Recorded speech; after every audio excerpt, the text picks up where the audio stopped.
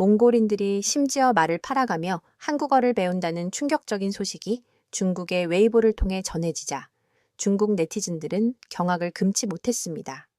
중국이 바로 옆에 있고 14억 인구의 거대 시장이 존재하는데도 왜 하필 한국어를 선택했는지에 대한 의문이 쇄도했습니다.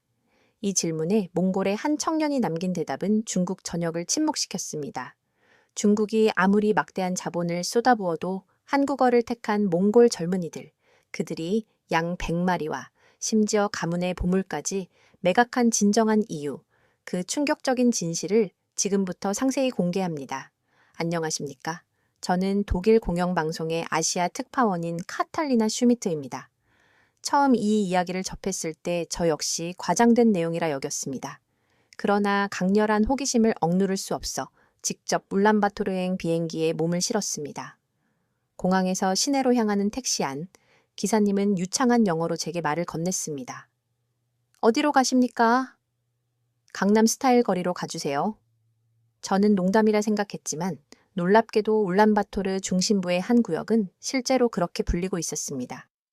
거리에는 김치찌개, 삼겹살, 떡볶이와 같은 한글 간판이 몽골어, 간판보다 더 많이 눈에 띄었고 젊은이들은 한국 아이돌의 굿즈를 들고 다녔습니다.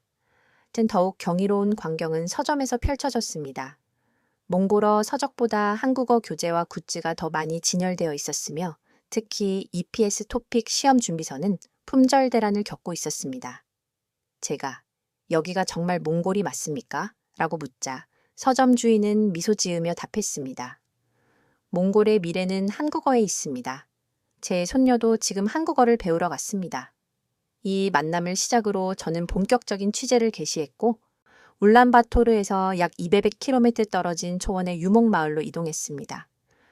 그곳에서 저는 운명과도 같은 만남을 가졌는데 바로 에르덴의 가족이었습니다. 끝없이 펼쳐진 초원과 점점이 박힌 하얀 게르기르의 풍경은 마치 시간이 멈춘 듯 고요했습니다. 하지만 에르데네의 게르 안으로 들어선 순간 저는 또 한 번 놀라움을 금치 못했습니다. 게르 천장에는 방탄소년단 BTS 포스터가 붙어 있었고 작은 책상 위에는 한글 공책이 빈틈없이 쌓여 있었습니다.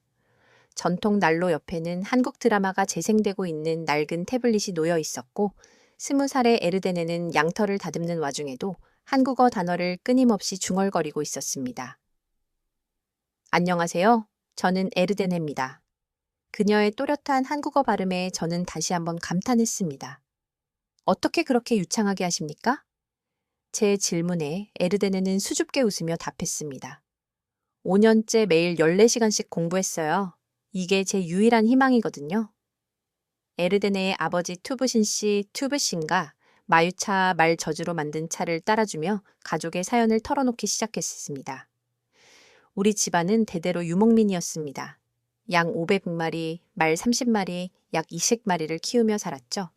하지만 기후변화로 목초지가 점차 줄어들고 중국 상인들이 양털값을 터무니없이 후려치면서 생활이 공공해지기 시작했습니다. 어머니 오윤 씨, 오윤가 말을 이었습니다. 그러던 어느 날 이웃 마을 청년이 한국에서 돌아왔는데 단 3년 만에 번 돈으로 새 집을 짓고 부모님께 자동차까지 사드렸더군요. 그때 깨달았습니다. 우리 아이들의 미래는 이 초원이 아니라 한국에 있다는 것을요. 에르데네에게는 2명의 남동생이 있었습니다. 17세의 바타르는 말 조련사를, 15세의 촐롱은 전통음악을 꿈꾸었지만 당장 가족은 1명의 교육비조차 감당하기 어려운 형편이었습니다. 그때 에르데네가 먼저 나섰습니다. 아버지는 딸을 자랑스러운 눈빛으로 바라보며 당시를 회상했습니다. 아버지, 제가 한국어를 배워서 우리 가족을 일으키겠습니다. 동생들의 미래도 제가 책임지겠습니다. 하지만 몽골에서 한국어 교육은 사치 그 자체였습니다. 울란바토르의 한국어 학원 한 달 학비는 일반 몽골인 평균 월급의 절반에 달했습니다. 교재 한 세트 가격은 양 30마리의 값과 맞먹었고 EPS 토픽 시험 응시료는 말 1마리의 가격이었습니다. 도저히 감당할 수 없는 금액이었죠. 어머니는 눈시울을 붉히며 말했습니다. 하지만 에르데네는 포기하지 않았습니다. 매일 새벽 일찍 일어나 양을 돌본 후 낮에는 인터넷 무료 강의를 들으며 한국어를 독학했습니다. 밤에는 촛불 아래에서 한글을 익히는 데 몰두했죠. 에르데네가 한국에 처음 관심을 가진 것은 15세 때였습니다. 학교 견학으로 울란바토르 국립박물관에 방문했을 때 몽골 제국시대와 고구려의 교류를 다룬 특별 전시를 보게 되었습니다. 몽골과 한국이 오래전부터 연결되어 있었다는 사실을 알고 깊은 흥미를 느꼈습니다. 그것은 마치 운명과도 같았습니다. 이후 에르데네는 한국 드라마와 K-POP에 심취하면서 자연스럽게 한국어 공부에 빠져들었습니다.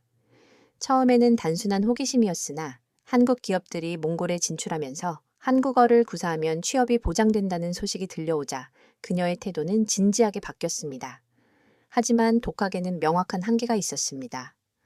발음이 부정확했고 문법을 체계적으로 배울 수 없었기에 EPS 시험을 통과하기 위해서는 전문적인 교육이 절실했습니다. 그러던 어느 날 가족의 운명을 바꾸는 결정적인 순간이 찾아왔습니다. 몽골의 가장 큰 명절인 차강사르 설였습니다. 온 가족이 모인 자리에서 할아버지 뭉으 씨, 뭉킥 70세가 불쑥 일어서서 말했습니다. 에르데네야, 네가 정말로 한국어로 우리 가족을 구원할 수 있겠느냐? 에르데네는 떨리는 목소리로 대답했습니다. 네, 할아버지, 저를 믿어주세요. 70세의 노인은 잠시 침묵을 지키더니 충격적인 선언을 했습니다. 내가 50년간 길러온 최고의 종마, 알탄을 팔겠다. 그 돈으로 네 학비를 대주마. 온 가족이 숨을 멈추었습니다. 알탄은 단순한 말이 아니었습니다. 할아버지의 자존심이자 경마 대회에서 3번이나 우승한 가문의 상징이었으며 그 혈통만으로도 엄청난 가치를 지니고 있었습니다. 아버지, 그건 안 됩니다. 에르데네의 아버지가 소리쳤습니다. 알탄은 우리 가문의 역사입니다. 어떻게 그것을 팔 수 있습니까? 하지만 할아버지는 단호했습니다. 말은 과거이지만 에르데네는 우리의 미래다. 징기스칸도 딸들을 먼 나라로 보내 동맹을 맺지 않았느냐? 에르데네가 우리의 가교가 되는 것이다. 그 말에 에르데네는 무릎을 꿇고 눈물을 터뜨렸습니다. 할아버지, 제가 반드시 성공해서 알탄보다 더 좋은 말 10마리를 사드릴게요. 그러나 최고급 종마 한 마리 값만으로는 부족했습니다. 울란바토르 최고 한국어 학원인 세종어 학원의 1년치 학비와 기숙사비, 교재비를 모두 합치면 여전히 엄청난 금액이 필요했기 때문입니다. 가족회의가 소집되었습니다. 어머니가 먼저 입을 열었습니다. 제 혼수품이었던 은장신구를 팔겠어요. 아버지도 결심했습니다. 올해 태어난 새끼 양들을 모두 팔자. 그리고 염소 10마리도. 이렇게 해서 양 50마리 값에 해당하는 금액을 추가로 마련했습니다. 하지만 여전히 모자랐습니다. 놀랍게도 어린 동생들까지 나섰습니다. 바타르가 말했습니다. 누나, 제가 학교를 그만두고 일할게요. 누나가 성공하면 그때 다시 공부하면 돼요. 막내 촐롱도 자신이 가장 아끼는 전통 악기 모링크루를 팔겠다고 했습니다. 안 돼! 너희들의 미래까지 포기할 수는 없어. 에르데네가 만류했지만 가족의 결심은 확고했습니다. 이웃들의 도움도 이어졌습니다. 옆집 달마 아주머니는 손으로 짠 캐시미어 스카프 10장을 건네주었고 마을 이장은 트럭을 빌려주어 울란바토르까지 이삿짐을 실어다 주었습니다. 이렇게 모두의 도움으로 마침내 양 100마리 값에 상당하는 학비를 마련할 수 있었습니다. 마을 전체가 오직 에르데네 한 명의 희망에 모든 것을 건 것이었습니다. 드디어 울란바토르로 떠나는 날 에르데네는 게르를 나서며 뒤를 돌아보았습니다. 할아버지는 알탄의 갈기를 쓰다듬으며 작별 인사를 하고 계셨습니다. 그 순간 에르데네는 마음속으로 굳게 맹세했습니다. 절대 실패할 수 없다. 이것은 나 혼자만의 싸움이 아니다. 울란바토르 세종학원에 도착한 에르데네는 또 다른 현실에 직면했습니다. 같은 반 30명의 학생 중 절반은 부유층 자녀들이었습니다. 그들은 이미 어린 시절부터 한국어 과외를 받았고 방학마다 한국어 학연수를 다녀왔습니다. 특히 강바야르라는 학생은 에르데네를 노골적으로 무시했습니다. 시골에서 올라온 애가 무슨 한국에 간다고? 돈도 없으면서. 강바야르의 아버지는 광산 사업가였고 이미 한국 회사들과 사업을 진행하고 있었습니다. 그러나 에르데네는 굴하지 않았습니다. 매일 새벽 4시에 일어나 단어를 암기했고 점심시간에는 도서관에서 한국 뉴스를 들었습니다. 저녁에는 한국 드라마로 회화를 연습하고 잠들기 전에는 반드시 일기를 한글로 작성했습니다. 담당 선생님도 에르데네의 열정에 감동했습니다. 20년간 한국어를 가르쳤지만 에르데네 같은 학생은 처음입니다. 하루에 단어를 300개씩 외웁니다. 6개월 후 치러진 중간평가에서 에르데네는 전체 1등을 차지했습니다. 강바야르를 포함한 모든 부유층 학생들을 제친 결과였습니다. 하지만 에르데네는 자만하지 않았고 오히려 더욱 독하게 공부에 매진했습니다. 그러던 중 고향에서 급히 연락이 왔습니다. 어머니가 쓰러지셨다는 소식이었는데 원인은 과로와 영양실조였습니다. 양을 팔아버린 후 수입이 끊겼고 아버지 혼자 일용직으로 버는 돈으로는 생활이 어려웠던 것입니다. 집으로 돌아올까요? 에르데네가 조심스럽게 물었지만 어머니는 단호했습니다. 절대 안 돼. 네가 포기하면 우리가 치른 희생이 모두 헛것이 되잖아. 엄마는 괜찮으니 공부에만 집중해. 에르데네는 전화를 끊고 하염없이 울었습니다. 그리고 더 절박하게 공부에 매달렸습니다. 생계를 돕기 위해 아르바이트도 시작했습니다.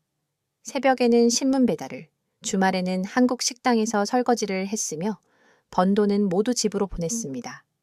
1년이 흘렀고 드디어 EPS 토픽 시험을 치를 때가 왔습니다. 하지만 응시료가 문제였습니다. 제 시험을 볼 돈이 없었기에 반드시 한 번에 합격해야만 했습니다.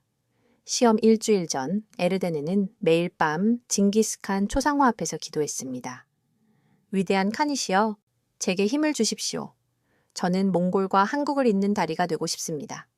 그리고 운명의 시험날이 밝았습니다. 그러나 하늘도 무심하게 시험장 난방이 고장났고 영하 30도의 혹한 속에서 시험을 봐야 했습니다. 시험 당일 새벽 3시, 에르데네는 이미 시험장 앞에 도착했습니다. 그런데 놀랍게도 벌써 긴 줄이 늘어서 있었습니다. 300명이 넘는 몽골 청년들이 추위에 떨며 서 있었는데 모두 한국이라는 희망을 품고 있었습니다. 언니, 몇 시부터 오셨어요? 뒤에 선 소녀가 물었습니다.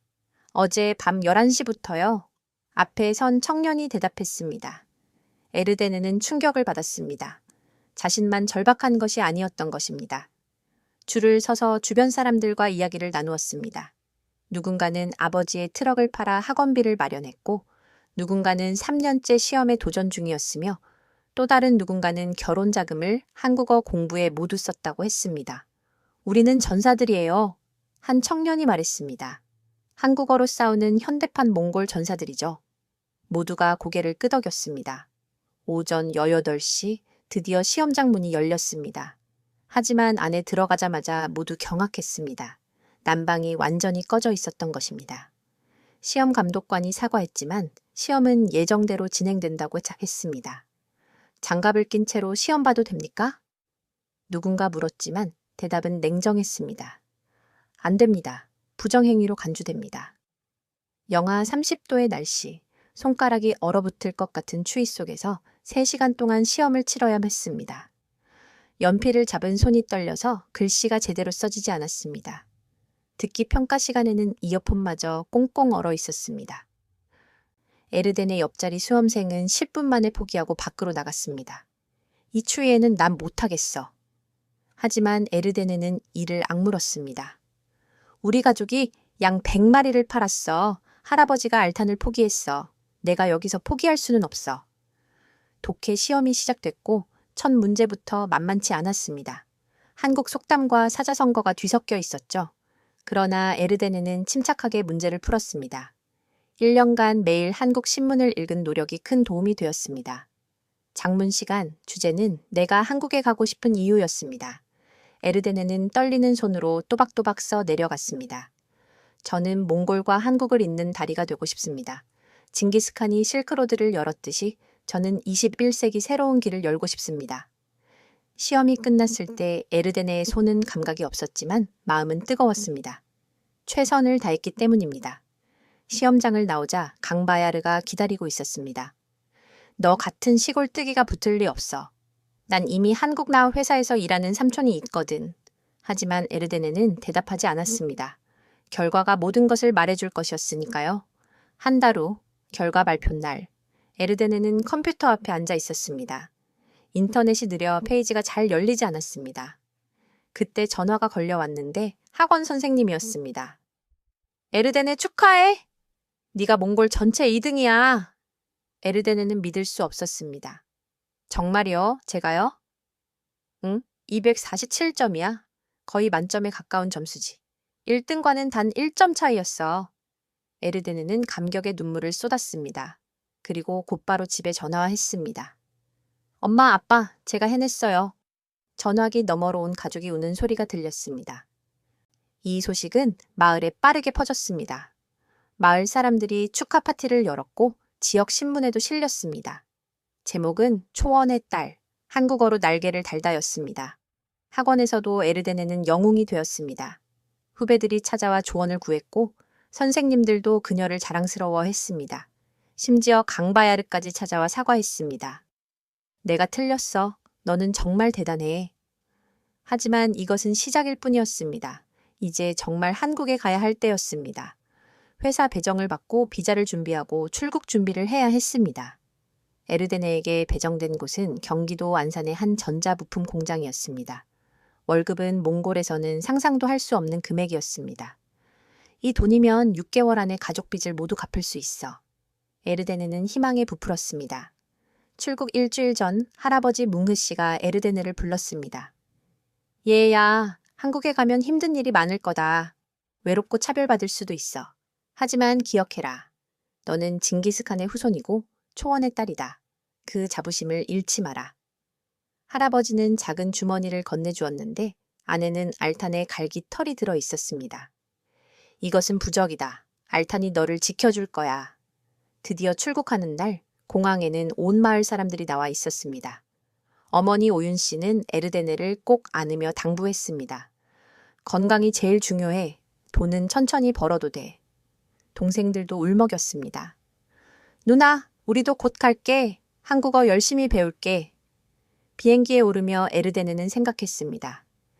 이제 진짜 시작이구나. 가족과 마을, 그리고 몽골의 희망을 안고 가는 거야. 3시간 30분의 비행 동안 에르데네는 한순간도 눈을 감을 수 없었습니다. 구름 위로 비치는 햇살이 마치 새로운 세계로 가는 문처럼 느껴졌습니다. 그리고 마침내 기내 방송이 나왔습니다. 잠시 후 인천국제공항에 도착합니다. 에르데네의 심장이 빠르게 뛰기 시작했습니다. 꿈에 그리던 한국 땅이 눈앞에 다가오고 있었기 때문입니다. 한국 생활은 에르데네가 상상했던 것과는 완전히 달랐습니다.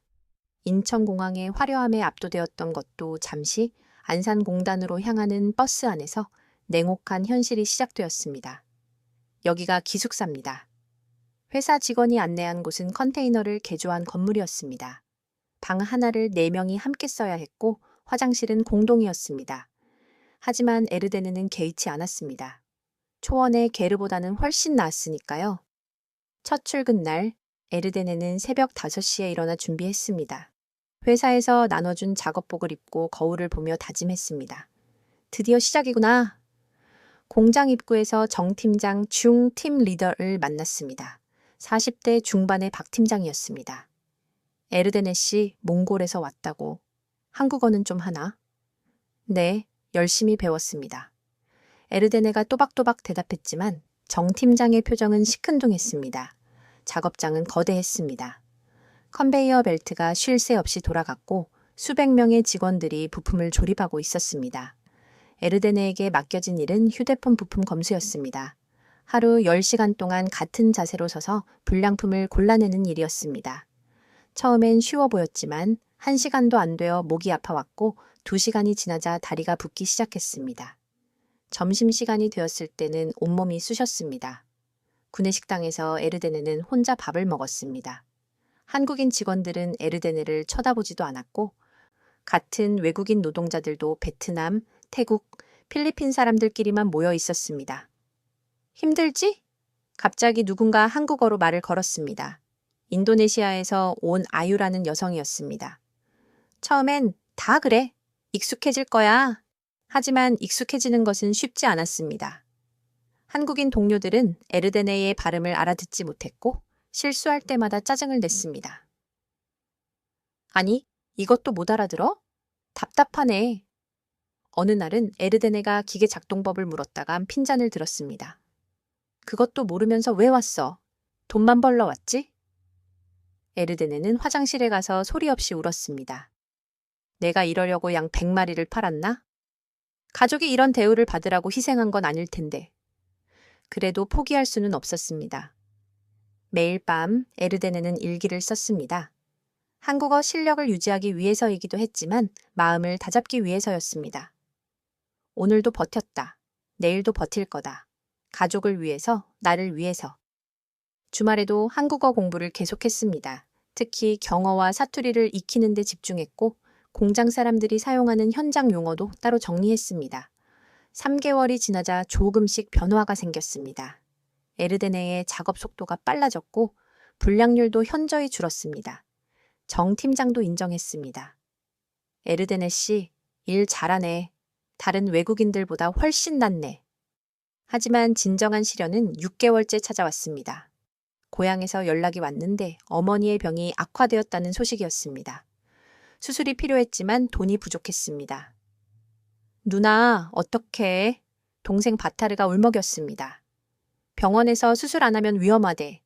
에르데네는 그동안 모은 돈을 모두 보냈습니다. 하지만 수술비의 절반밖에 되지 않았습니다. 에르데네는 회사에 선불금을 요청했지만 거절당했습니다. 절망적인 순간 뜻밖의 도움이 왔습니다. 같은 기숙사에 사는 아유가 돈을 빌려준 것입니다. 나도 가족 때문에 여기 왔어. 마음 알아. 천천히 갚아. 다른 외국인 노동자들도 조금씩 돈을 모아주었습니다. 베트남, 태국, 필리핀, 캄보디아 등 국적은 달랐지만 모두 같은 처지였기 때문입니다. 어머니의 수술은 성공적이었습니다. 에르데네는 안도의 눈물을 흘렸고 자신이 혼자가 아니라는 것을 깨달았습니다. 1년이 지났습니다. 에르데네는 이제 공장에서 인정받는 직원이 되었습니다. 뛰어난 한국어 실력 덕분에 통역 업무까지 맡게 되었고 월급도 올랐습니다. 하지만 에르데네의 목표는 더 높은 곳에 있었습니다. 단순 노동자로 끝나고 싶지 않았고 더 배우고 성장하고 싶었기에 야간 대학 진학을 준비하기 시작했습니다. 퇴근 후에는 도서관에 가서 공부했고 주말에는 한국어 능력 시험, 톱 2키, 6급에 도전하기 위해 준비했습니다. 왜 그렇게 열심히 해? 룸메이트가 물었습니다. 이미 돈도 벌고 있잖아. 에르데네는 대답했습니다. 난 단순히 돈만 벌러 온 게 아니야. 몽골과 한국을 잇는 사람이 되고 싶어. 2년째 되던 해 에르데네는 토픽 6급에 합격했습니다. 외국인으로서는 매우 어려운 성과였습니다. 소식이 회사에 퍼지자 사장님까지 에르데네를 불렀습니다. 자네 정말 대단하네. 우리 회사 몽골 사업부에서 일해보지 않겠나? 그것은 에르데네가 꿈에도 그리던 기회였습니다. 단순 노동자에서 정규직 사무직 사원이 되는 것이었기 때문입니다. 하지만 쉽게 결정할 수는 없었습니다. 정규직이 되면 기숙사를 나가야 했고 생활비가 더 들 것이었으며 사무직은 완전히 다른 세계였기 때문입니다. 고민 끝에 에르데네는 도전을 결심했습니다. 여기까지 왔는데 더 나아가야지. 3년차 에르데네는 정장을 입고 사무실로 출근했습니다. 같은 회사였지만 완전히 다른 세계였습니다. 컴퓨터 앞에 앉아 서류를 작성하고 회의에 참석하고 몽골 바이어들과 화상 미팅을 진행했습니다. 처음에는 실수투성이었습니다. 엑셀 사용법도 미숙했고 비즈니스 용어도 몰랐습니다. 하지만 에르데네는 또다시 밤낮 없이 공부했습니다. 그리고 4년 차가 되던 해 마침내 기적 같은 일이 일어났습니다. 회사는 몽골에 새로운 생산 공장을 설립하기로 결정했고 에르데네를 현지 코디네이터로 임명했습니다. 월급은 2배가 되었고 몽골과 한국을 오가며 일하게 되었습니다. 에르데네 씨가 우리 회사의 보물이야. 차장님이 직접 말했습니다. 몽골어와 한국어를 완벽하게 구사하고 양국 문화를 모두 이해하는 사람은 에르데네 씨뿐이니까. 에르데네가 처음 몽골 출장을 갔을 때 울란바토르 공항에는 온 가족이 나와 있었습니다. 4년 만에 재회였습니다. 우리 딸이 정말로 해냈구나. 아버지가 에르데네를 껴안았습니다. 어머니는 건강을 회복했고 동생들은 훌쩍 커 있었습니다. 무엇보다 놀라운 것은 마을의 변화였습니다. 에르데네의 성공 스토리가 알려지면서 수많은 아이들이 한국어를 배우기 시작했고 마을에 작은 한국어 학원까지 생겼습니다. 누나가 우리의 영웅이야. 바타르가 자랑스럽게 말했습니다. 이제 나도 한국어 공부 시작했어. 회사 업무차 몽골 정부 관계자들을 만났을 때 그들 역시 에르데네를 알아보았습니다. 당신이 그 유명한 에르데네 씨군요? 몽골 청년들의 롤모델입니다. 에르데네는 통역과 협상을 완벽하게 수행했고 회사는 몽골 정부로부터 최고의 조건을 얻어냈습니다. 그 공로로 에르데네는 특별 보너스를 받았습니다. 그 돈으로 에르데네는 가장 먼저 할아버지께 약속을 지켰습니다. 최고급 몽골 말 10마리를 사들인 것입니다. 할아버지 뭉흐 씨는 눈물을 글썽이며 말했습니다. 알탄을 판 것은 내 인생 최고의 결정이었구나. 너는 말 10마리가 아니라 우리 가족의 미래를 가져다 주었어.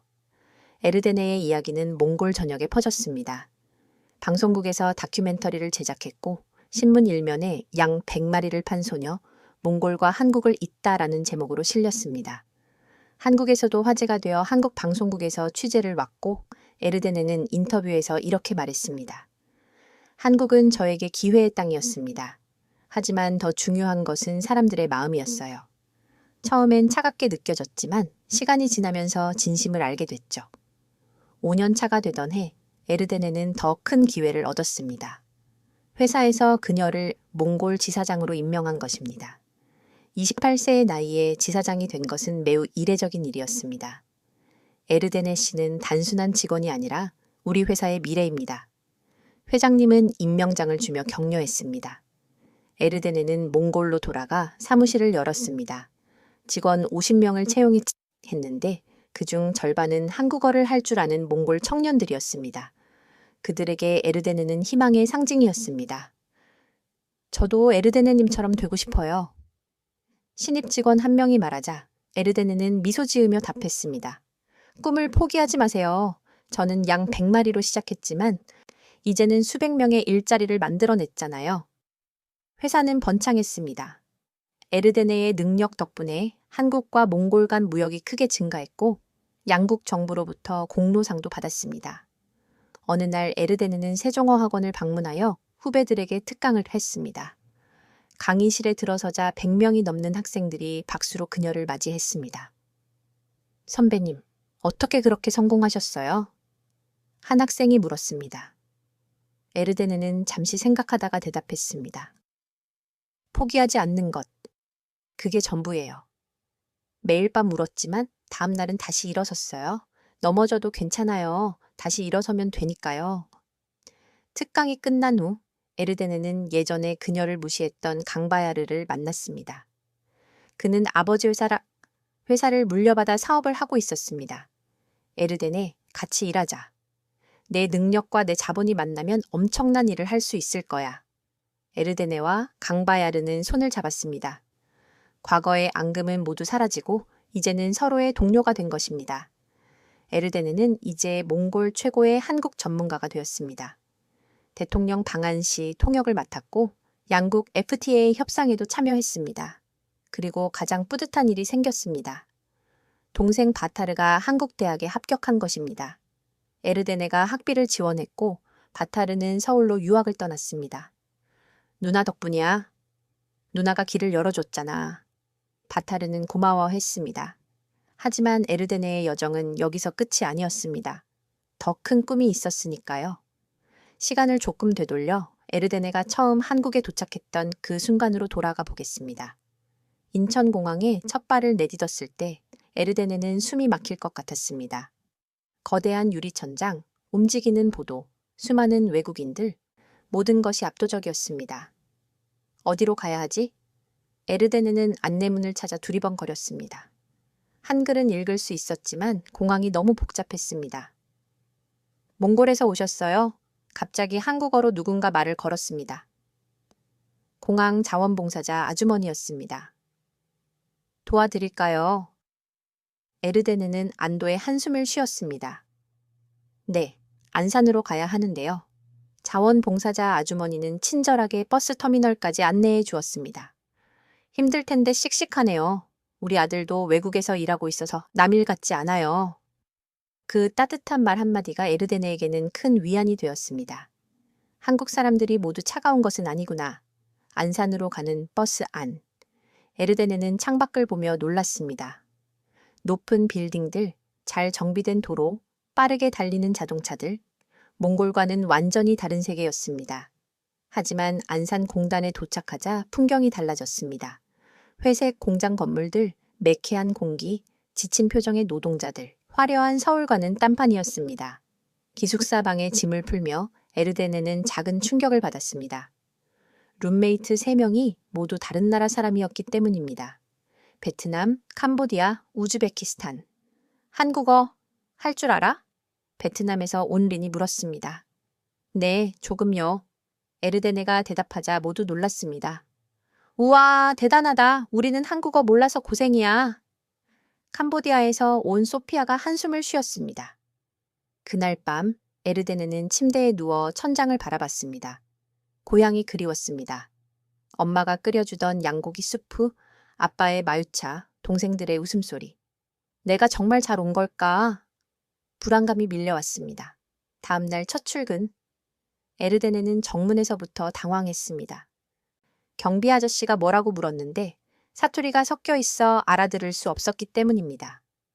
아니, 뭐요? 신입이요. 경비 아저씨의 사투리에 에르데네는 어리둥절한 표정으로 서 있었고 뒤에 줄 선 한국인 직원이 짜증을 냈습니다. 아이고, 답답해. 비켜요, 비켜. 겨우 작업장에 들어간 에르데네를 맞이한 것은 차가운 시선들이었습니다. 또 외노자 왔네.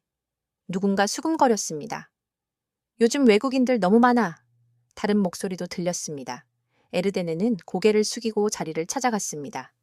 정 팀장이 작업 방법을 설명했지만 현장 용어가 섞여 있어 이해하기 어려웠습니다.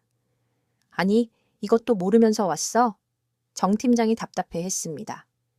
그냥 이렇게 하란 말이야. 점심시간 에르데네는 구내식당에 갔다가 또 당황했습니다.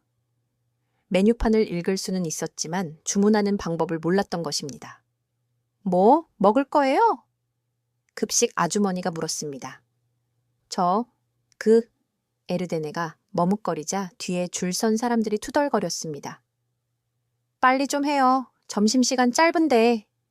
결국 에르데네는 아무거나 받아서 자리에 앉았습니다. 김치찌개였는데 너무 매워서 눈물이 났습니다. 왜 울어? 옆 테이블에서 누군가 비웃었습니다. 김치도 못 먹으면서 한국에 왜 왔어? 에르데네는 남은 밥을 억지로 삼키고 자리에서 일어났습니다. 화장실로 가서 세수를 하며 마음을 다잡았습니다. 울지 마. 여기서 무너지면 안 돼. 가족이 날 믿고 있어. 오후 작업 시간, 에르데네는 실수를 했습니다. 부품을 잘못 분류한 것입니다. 야, 뭐 하는 거야? 라인 반장이 소리쳤습니다. 이거 다시 다 분류해야 되잖아. 죄송합니다. 에르데네가 사과했지만 반장은 계속 화를 냈습니다. 죄송하면 다야? 이래서 외국인들이랑 일하기 싫다니까. 퇴근 시간, 에르데네는 지쳐서 기숙사로 돌아왔습니다. 룸메이트들도 비슷한 표정이었습니다. 오늘 어땠어? 린이 물었습니다. 힘들었어요. 에르데네가 솔직하게 답했습니다. 그래, 다 그래. 우리가 여기서 버티는 이유는 하나야. 가족. 소피아가 지갑에서 사진을 꺼냈습니다. 어린 딸 둘이 웃고 있었습니다. 에르데네도 가족 사진을 꺼내 보았습니다. 게르 앞에서 찍은 온 가족 사진, 할아버지 뭉으 씨가 알탕과 함께 서 있는 사진. 그날 밤 에르데네는 일기를 썼습니다. 한국 첫날, 모든 게 낯설고 무섭다. 하지만 도망칠 수 없다. 내가 짊어진 무게가 너무 크기 때문이다. 양 100마리의 무게, 알탄의 무게, 가족의 희망의 무게. 내일은 더 잘할 거다. 반드시. 하지만 앞으로 1500일 동안 이런 날들이 계속될 것이라는 것을 그때의 에르데네는 아직 알지 못했습니다. 한국 생활 6개월째. 에르데네는 여전히 외톨이였습니다. 점심은 늘 혼자 먹었고 회식 자리에도 초대받지 못했습니다. 그러던 어느 날 뜻밖의 인물이 나타났습니다. 에르데네 씨. 새로 정은온 이준호 과장 리준호이었습니다. 노르 2살, 안경 쓴 평범한 회사원이었죠. 몽골에서 왔다고 들었어요. 에르데네는 경계했습니다. 지난 6개월간 한국인 상사들에게 좋은 경험이 없었기 때문입니다. 제가 역사를 좋아해서요.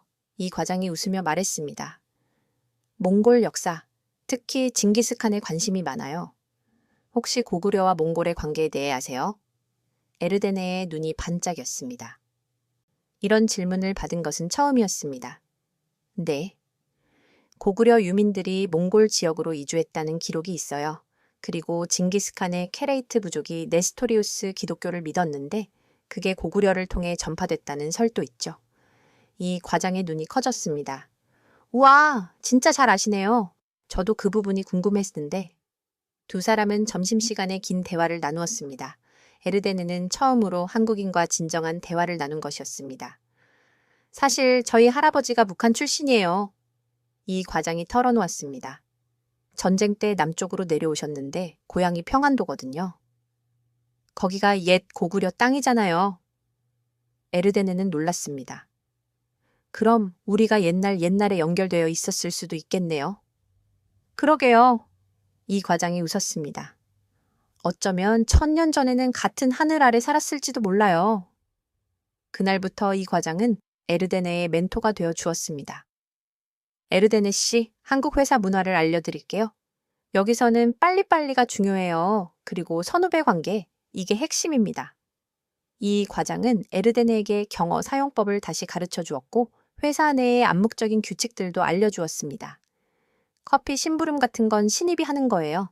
외국인이라고 예외는 없어요. 오히려 더 열심히 해야 인정받죠. 에르데네는 이 과장의 조언대로 했습니다. 매일 아침 일찍 와서 사무실 청소를 했고 커피 심부름도 자청했습니다. 처음엔 무시하던 한국인 동료들도 조금씩 마음을 열기 시작했습니다. 어느 날 회식 자리가 있었습니다. 에르데네는 여전히 초대받지 못했지만 이 과장이 나섰습니다. 에르데네 씨도 우리 팀이잖아요. 같이 가죠. 삼겹살 집에서 에르데네는 난생 처음 소주를 마셨습니다. 쓰고 독했지만 동료들과 함께한다는 사실이 기뻤습니다. 에르데네 씨, 몽골 노래 하나 해봐요. 정 팀장이 말했습니다. 평소와 달리 친근한 목소리였습니다.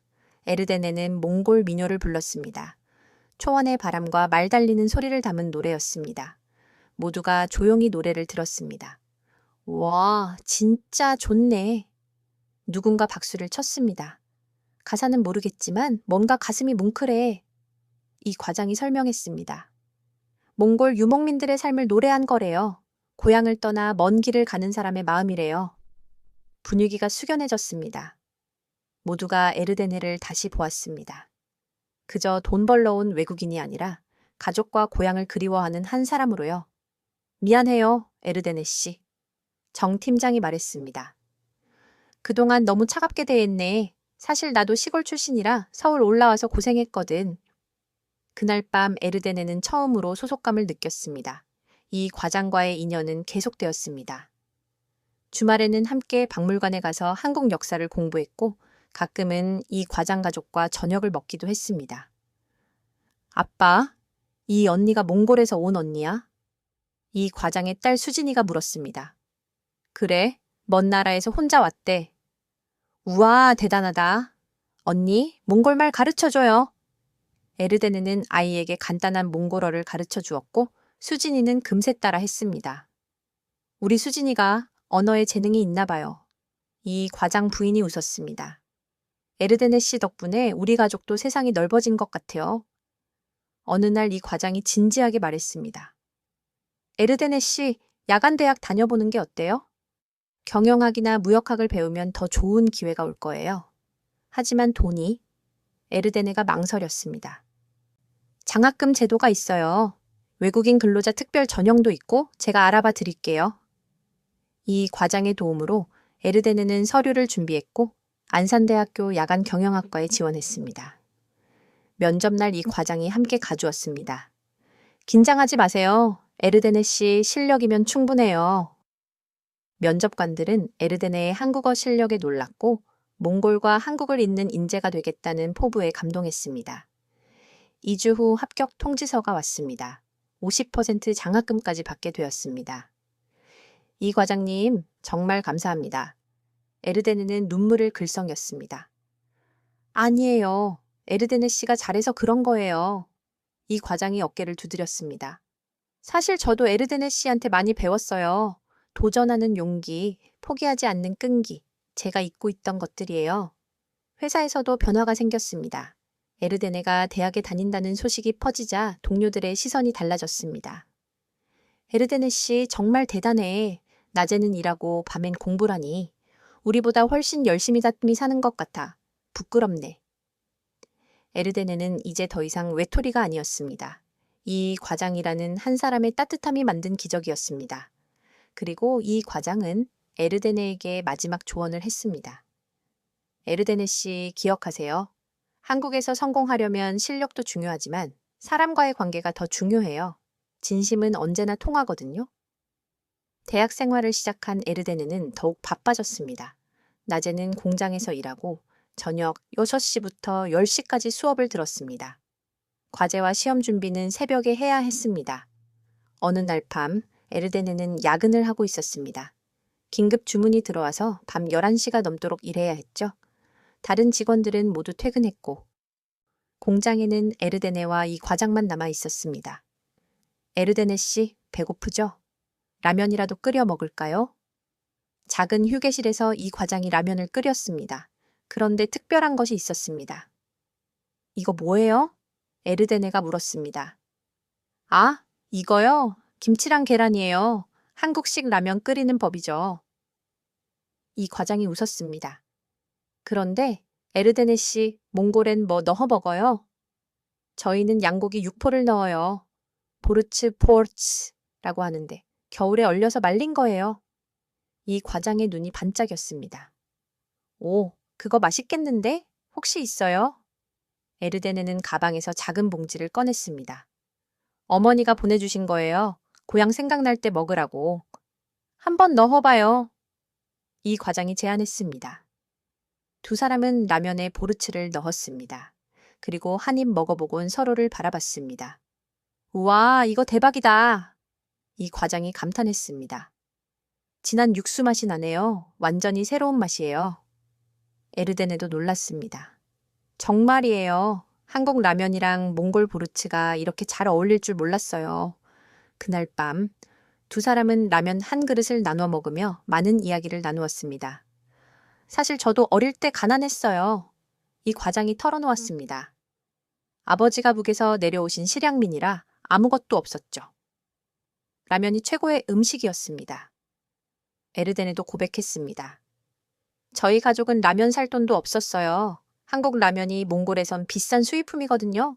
그래서 한국에 오면 매일 라면 먹을 수 있을 거라고 생각했어요. 두 사람은 웃었습니다. 서로 다른 나라, 다른 배경이지만 라면 한 그릇에 담긴 삶의 무게는 비슷했던 것입니다.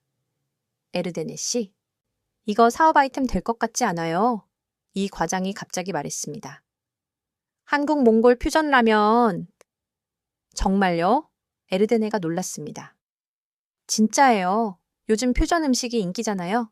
특히 K푸드가 세계적으로 뜨고 있는데 몽골 전통 식재료와 결합하면 이 과장은 노트를 꺼내 아이디어를 적기 시작했습니다. 보르츠 라면, 마유 막걸리, 김치 양고기 볶음. 에르데네도 신이 나서 아이디어를 더했습니다. 몽골 전통 유제품 아롤하고 한국 떡을 섞어도 좋을 것 같아요. 그날 밤의 대화는 나중에 큰 변화를 가져왔습니다. 이 과장과 에르데네는 주말마다 퓨전 요리를 실험했고 레시피를 개발했습니다. 회사 동료들에게도 맛을 보여주었는데 반응이 폭발적이었습니다.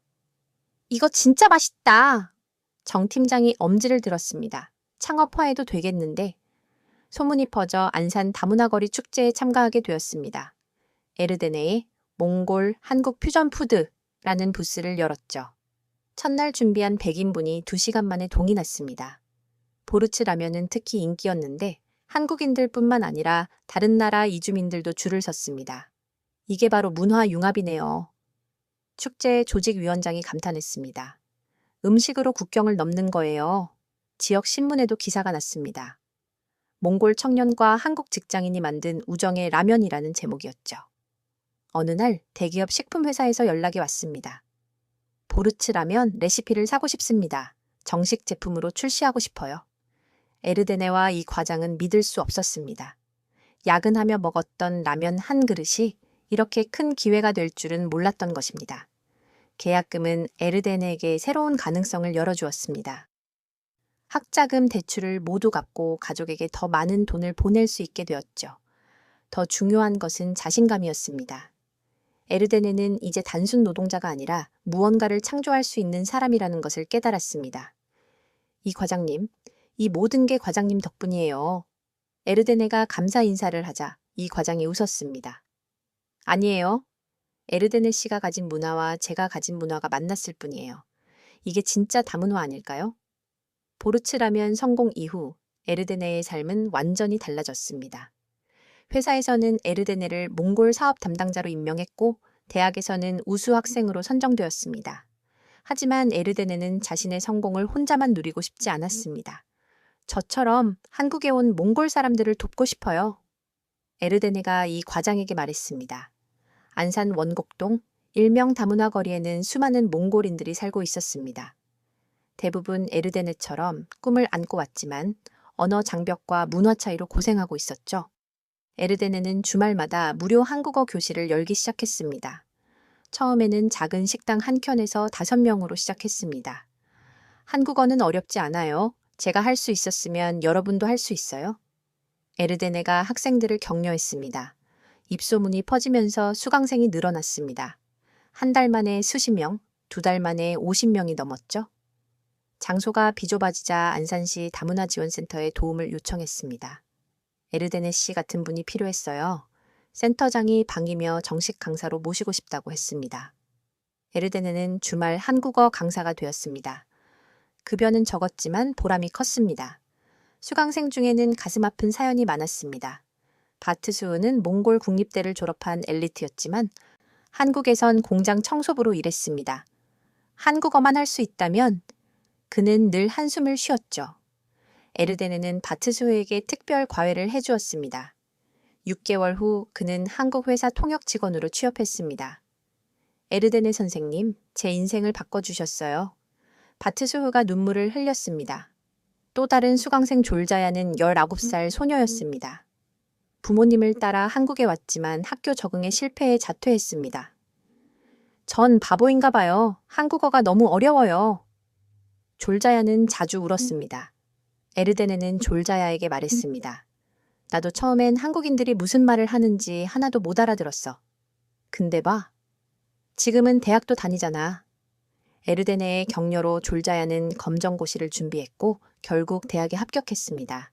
이러한 성공 사례들이 알려지면서 에르데네의 한국어 교실은 희망 교실이라 불리게 되었습니다.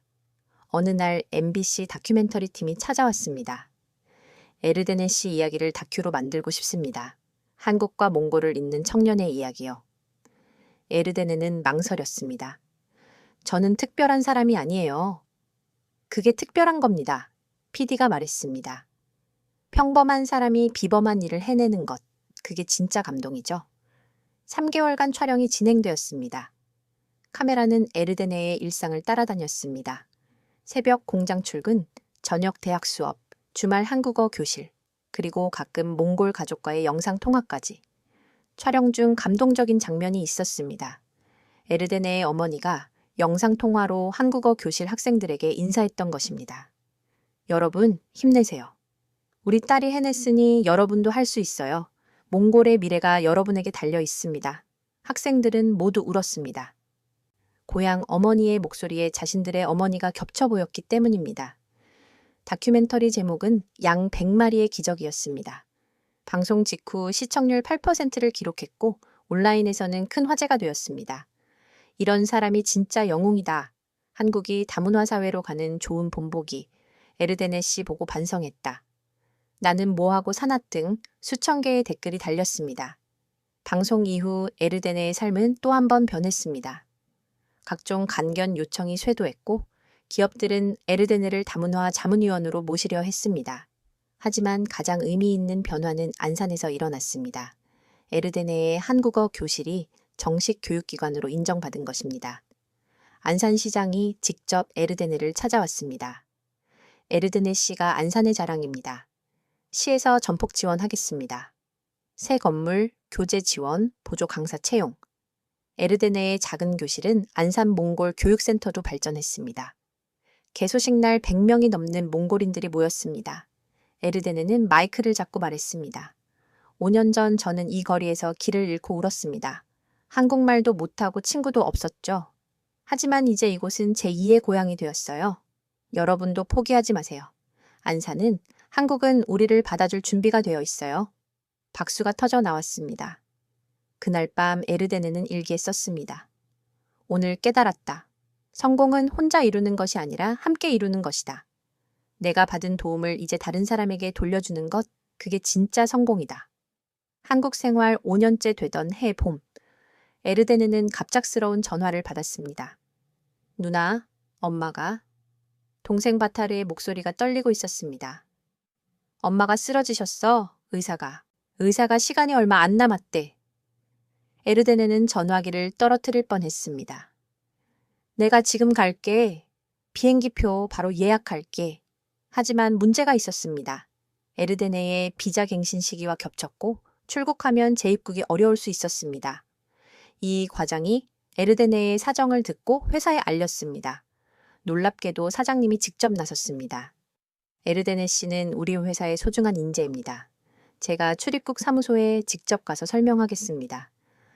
4일 만에 특별 재입국 허가가 났습니다. 회사는 왕복 항공료까지 지원했습니다. 에르데네 씨, 어머니 곁에 계세요. 일은 걱정하지 말고. 차장님이 따뜻하게 말했습니다. 인천공항으로 가는 길, 에르데네는 5년 전을 떠올렸습니다. 그때는 희망을 안고 한국에 왔는데 이제는 슬픔을 안고 고향으로 돌아가는 길이었습니다. 몽골행 비행기 안에서 에르데네는 어머니와의 추억을 되새겼습니다.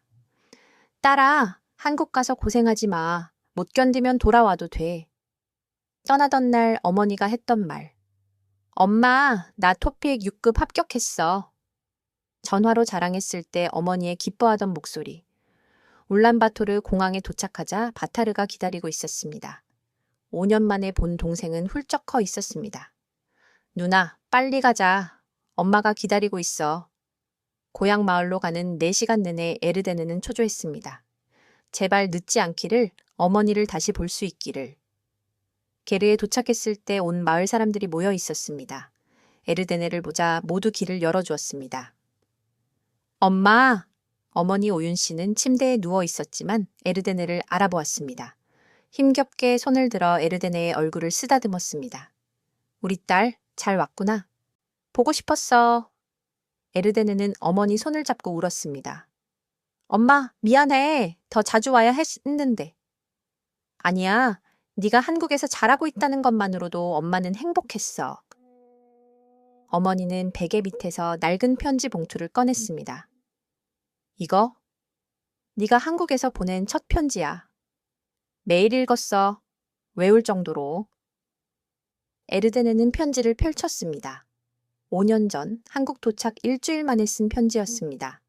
엄마, 한국은 정말 신기한 나라예요. 높은 건물, 빠른 지하철, 그리고 김치라는 매운 음식. 모든 게 낯설지만 전 잘할 수 있을 것 같아요. 우리 가족을 위해서, 엄마를 위해서 꼭 성공할게요. 어머니가 미소 지었습니다. 약속 지켰구나. 네가 자랑스러워. 4일 동안 에르데네는 어머니 곁을 떠나지 않았습니다. 한국 생활 이야기를 들려주고 사진을 보여주고 한국 음식도 만들어 드렸습니다. 이게 김치야? 어머니가 맛보며 웃었습니다. 네가 이런 매운 걸 먹고 산다니. 마을 사람들도 찾아왔습니다. 모두 에르데네를 영웅처럼 대했습니다.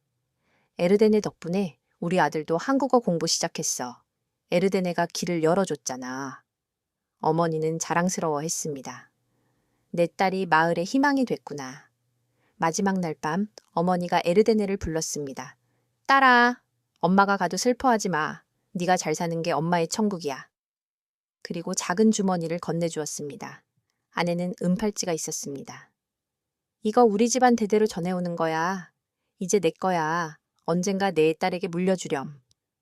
다음 날 새벽, 어머니는 평화롭게 눈을 감았습니다. 에르데네의 손을 잡은 채로 장례식에는 수백 명이 모였습니다. 에르데네가 한국에서 보낸 돈으로 마을 학교를 지었던 것을 모두 기억하고 있었기 때문입니다.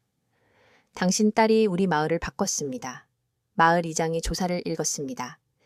에르데네는 한국과 몽골을 잇는 달입니다. 한국으로 돌아가는 날, 에르데네는 어머니 무덤 앞에 섰습니다. 엄마, 이제 진짜 시작이에요. 엄마가 꿈꾸던 것 제가 이룰게요. 어머니를 떠나 보낸 후 에르데네는 더욱 열심히 살았습니다. 슬픔을 일로 달랬고 어머니와의 약속을 지키기 위해 노력했습니다. 한국으로 돌아온 에르데네를 회사 사람들이 따뜻하게 맞아주었습니다. 에르데네 씨, 힘내요. 우리가 가족이잖아요. 이 과장이 위로했습니다. 회사는 에르데네에게 새로운 프로젝트를 맡겼습니다.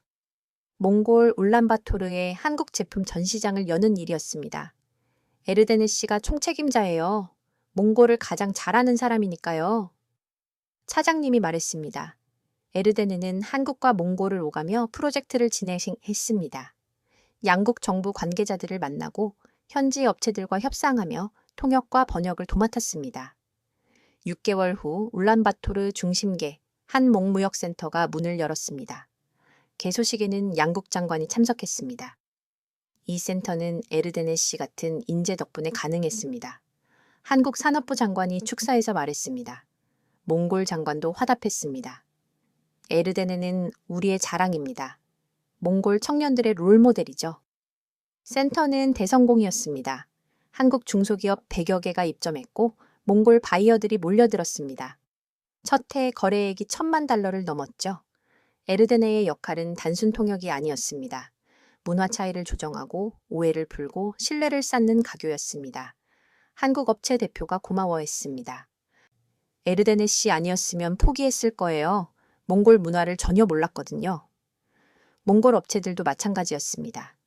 에르데네가 설명해 주니까 한국 기업들이 이해가 돼요.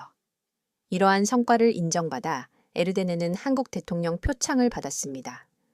외국인 근로자가 받는 것은 극히 이례적인 일이었습니다. 시상식에서 에르데네는 짧은 소감을 말했습니다. 저는 양 100마리와 종마 1마리로 시작했습니다. 하지만 한국이 저에게 기회를 주었고 이제 두 나라를 잇는 일을 하고 있습니다. 이것이 진정한 상생이라고 믿습니다. 언론은 에르데네를 민간 외교관이라 불렀습니다. 그 무렵 에르데네에게 더 큰 기회가 왔습니다. 한국 대기업 S그룹이 몽골 사업총괄 매니저로 스카우트하려 한 것입니다.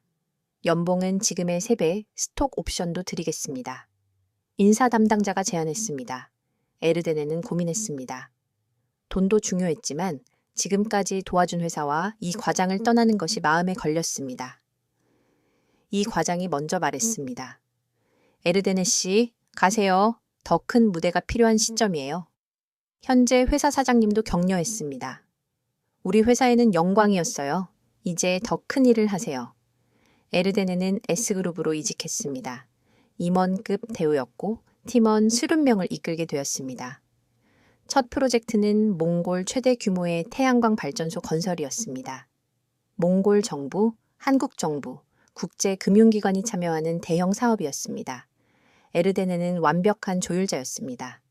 몽골 유목민들의 토지 보상 문제를 해결하고 환경단체들을 설득하고 정부 인허가를 받아냈습니다.